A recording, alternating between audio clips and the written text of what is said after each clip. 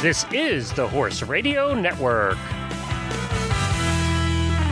This is episode 1001 of Horse Tip Daily. A different horse tip, a different equine topic, a different equestrian expert every day. Horse Tip Daily brings the world of equine knowledge to you, one day at a time.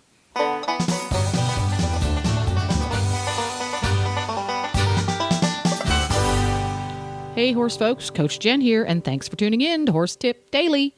Today's tip is an excerpt from the Dressage Radio Show. Show co-hosts Reese Koffler-Standfield and Philip Parks talk about evaluating and improving the canter. Plus, they have an announcement about a new contest to win an awesome shoulder relief girth. And we'll get right to our tip after this important message from EZSignsOnline.com.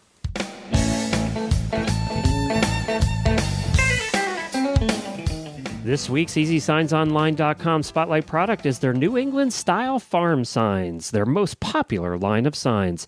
New England Style Farm Signs are very durable and designed for long-term outdoor use with no maintenance required, no wood to rot, and no paint to peel. They will outlast the old style painted wood signs by many, many years. They are available in many sizes, shapes, and styles, which makes them the perfect sign for any farm or business. Go online today and go through the EZSignsOnline.com easy step-by-step ordering process to see all the prices and options available. They also offer free, no-obligation sign proofs on all New England-style signs, and you get free shipping as well on all New England-style signs. So replace your old worn-out sign and make a great first impression with a new farm sign from EZSignsOnline.com. And the holidays are right around the corner, so it's a terrific gift idea. I can't think of a better one. Visit EZSignsOnline.com. So, Philip, we have some really exciting news from Total Saddle Fit. Yeah, well, can you tell us about that? Yeah, okay, no problem. I mean, I think this week we're going to do Total Saddle Fit Trainer Tip of the Week, but we have a new, I guess it's a contest announced by Total Saddle Fit that if everyone wants to send in their questions about saddle fit to Justin, I mean, he's been on the show before. You can listen to him. He's come on a couple of shows, but he said that he would like to do a best question of the month this month to promote Total Saddle Fit and their awesome shoulder relief girth.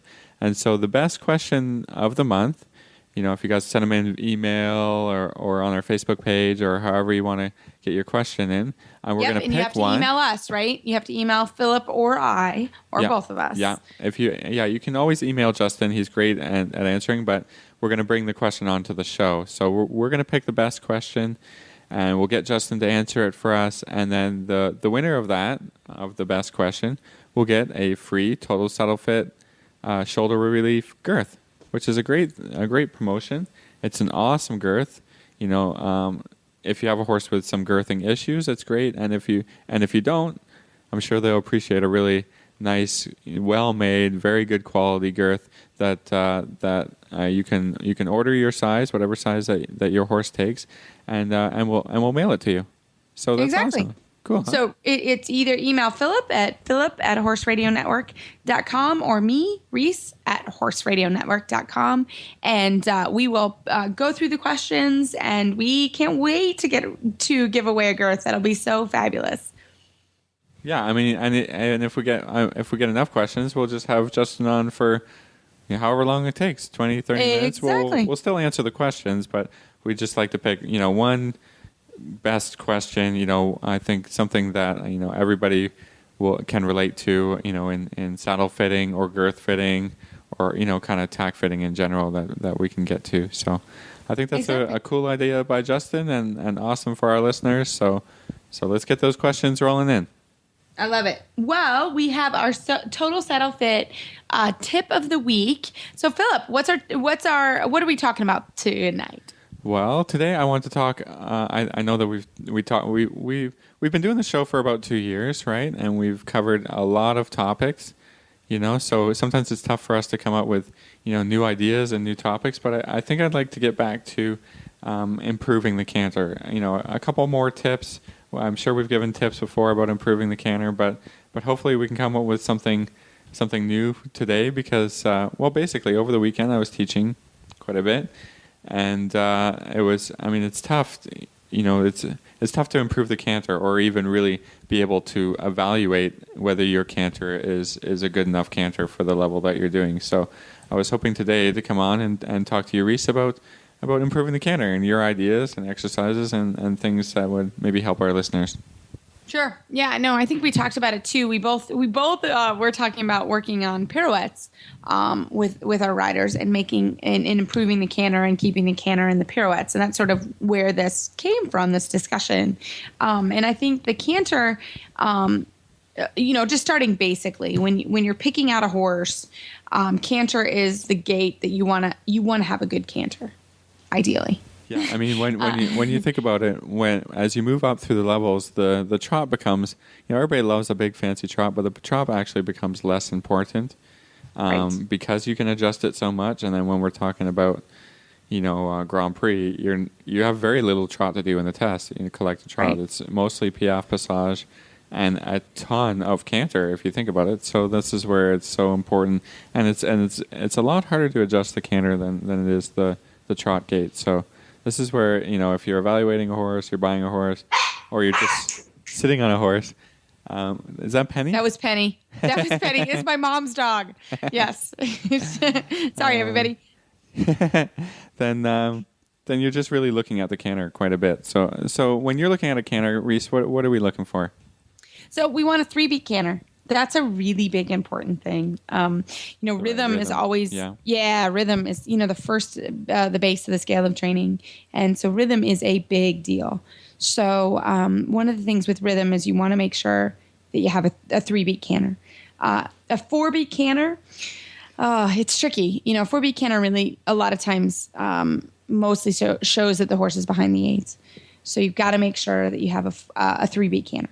Yeah, so that's a big one. And even if you're sitting on the horse for the first time, try to adjust the canter a little bit, and see that it maintains its 3-beat rhythm as you're trying. I mean, it depends on the level of the horse, but even a 3-year-old, you can try and send it forward or bring it back without losing that rhythm, because if you have rhythm loss, it's very difficult to correct. So that's a good tip. Yeah, so that's number one. And kind of assessing, we were talking about assessing dressage horses today as well. And so that's my biggest thing is, if you ever sit on a horse and you try a horse and it's got a 4-beat canter, be careful. So that is a big one. So the next thing with building the canter is, again, it's strength, right? I think we talk about strength a lot on our program on how to build strength and how to keep strength. And I think with the canter, a ton of transitions, forward and back, huge. That's a really, really big and important thing. And I think with the canter, we both, Philip and I, use an exercise called the miles per hour exercise, and I love it. Use it in the trot as well. But, when you're cantering along, just say, okay, this is my 10 mile an hour canter. And then say, okay, I'm going to punch it up to 12 miles an hour. Maybe you want to then go to 14 miles an hour. Once you get to those certain stages and levels, you should be able to maintain those levels. And then you should be able to maintain it the other way. So if you have a 10 mile an hour canter, then you need to have an 8 mile an hour, then a 6 mile an hour. Again, those are super important to sort of maintain those and be able to really collect the horse, keep them active, keep that 3-beat rhythm, and be able to collect and make the canter not cover as much ground. So that's an exercise that we use a lot. How about you, Philip? Yeah, and today looking at some horses, just like I said over the weekend, once you've established being able to get the horse, roundish or on the bit, or however you want to say that, in a correct frame and a good correct connection and contact, what happens a lot in the canter is that the horses have a tendency to get too low in the pole and land on the front legs more than if the horse has never learned to be round. They're using that roundness and connection of the frame to actually balance too much on the front end. If we're talking about the teeter-totter effect that we want to have in dressage to be able to make them rock a little bit on the hind legs, then this actually goes against that a little bit. So A lot of times when I'm telling the riders to adjust the canter, I have them not worry about how round the horse is, because what's important is that the horse